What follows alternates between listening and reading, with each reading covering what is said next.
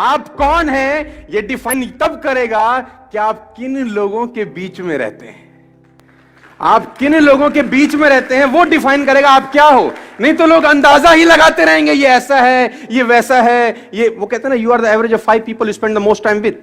आप उन 5 लोगों का एवरेज होते हैं जिनके साथ आप जीवन बिताते हैं। दोस्तों मैं आपको बताना चाहूंगा, फ्रॉम द लास्ट 15-16 ईयर जो भी मैंने अचीवमेंट अपनी लाइफ में छोटा मोटा किया है, from a scooter to S class Mercedes, मैं इसलिए बता रहा हूं क्योंकि ये एक ऐसी हैबिट है जो अगर आप डेवलप कर सके, और वो है अच्छी संगत की हैबिट। देखो, आप कुछ भी कंट्रोल कर सकते हो, लेकिन थॉट्स कंट्रोल करना बड़ा इंपॉसिबल काम होता है यार। कौन आदमी आपके कान में आके क्या बोल देगा, उससे आप कितना बर्बाद हो सकते हो, इसकी कल्पना आप कभी नहीं कर पाओगे। खाने में इलाज का जहर, खाने में अगर कोई जहर मिला दे ना, उसका इलाज होता है, लेकिन कान में कोई जहर मिला दे दोस्त, उसका इलाज कभी नहीं हो सकता। तो आपको जो दूसरा हैबिट डेवलप करना है एज एंटरप्रेन्योर और एज अ ह्यूमन बीइंग, और कुछ भी आप समझिए, वो है कि आपके आसपास का जो सर्कल होना चाहिए, जो संगत होनी चाहिए ना, वो शानदार लोगों की होनी चाहिए। और अगर शानदार लोग नहीं मिल रहे तो बेटर है कि आप अकेले रहिए। और ये एक ऐसी क्वालिटी है, अगर आप डेवलप कर सके तो आपको कहीं से कहीं तक पहुंचा सकती है। आपकी संगत डिसाइड करती है आपका फ्यूचर क्या होगा। मैं आपको बता दूं, अगर आपके ग्रुप में 8 लोग हैं जो फिटनेस को लेकर बड़े जिज्ञासु हैं और फिटनेस को लेकर बड़े मोटिवेटेड रहते हैं, मैं गारंटी के साथ कह सकता हूं आपका पेट निकला ही नहीं होगा। चैलेंज है। और लेकिन अगर आपकी संगत में सब रहते हैं आड़े टेढ़े, आपका भी 15-20 दिन बाद हाल वही होने वाला है।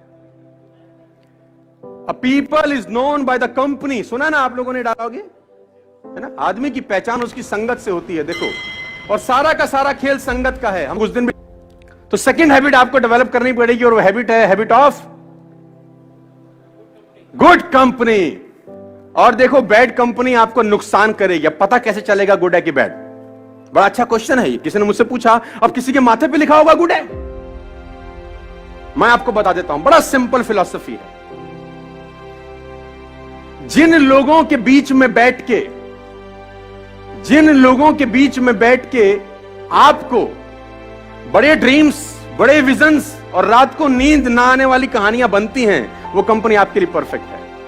जिन लोगों के बीच में आप अनकंफर्टेबल रहते हैं, जिन लोगों के बीच में आप अनकंफर्टेबल रहते हैं, वो कंपनी आपके लिए परफेक्ट है। जिन लोगों के बीच में आप कंफर्टेबल हैं, वो कंपनी आपके लिए परफेक्ट नहीं है, क्योंकि आगे बढ़ने के लिए आपको अनकंफर्टेबल जोन में जाना ही होगा।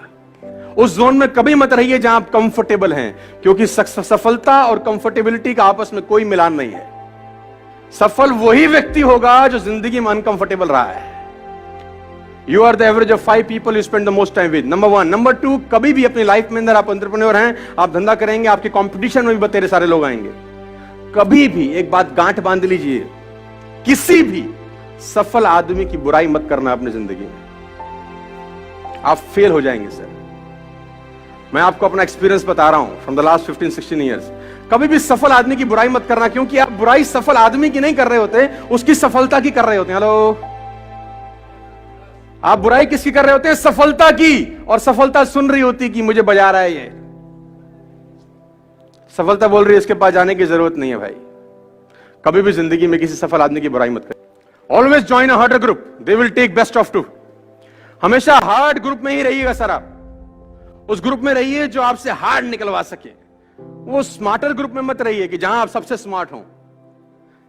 देखिए, बड़ा सिंपल फिलॉसफी है। आप अगर 5 लोगों के नेटवर्क में रहते हैं और आप सबसे ज्यादा पैसा कमाने वाले हैं उन 5 लोगों में, अगर आप 5 लोगों के बीच में रहते हैं और आप उन 5 लोगों में सबसे ज्यादा पैसा कमाने वाले हैं और सबसे ज्यादा नॉलेज कमाने वाले हैं, तो उस ग्रुप को तत्काल छोड़ दीजिए, क्योंकि वो लोग आपका फायदा उठा रहे हैं, आपका नुकसान हो रहा है। अगर आप 5 लोगों के बीच में हैं जिसमें सबसे ज्यादा नॉलेज आपके पास है, लेकिन आप चौधरी तो रहेंगे उसमें, है ना, उसमें आपको कंफर्टेबिलिटी है कि सामने वाला कुछ भी पूछेगा, आपके हमें सब पता है भाई, लेकिन आपका लॉस है, आपकी ग्रोथ नहीं होगी। आपकी ग्रोथ वहां होगी, उस ग्रुप में होगी जिसमें आपके पास सबसे कम नॉलेज है। सीखने का मजा सबसे ज्यादा वहीं होगा जहां आपके पास नॉलेज। बात समझ में आई?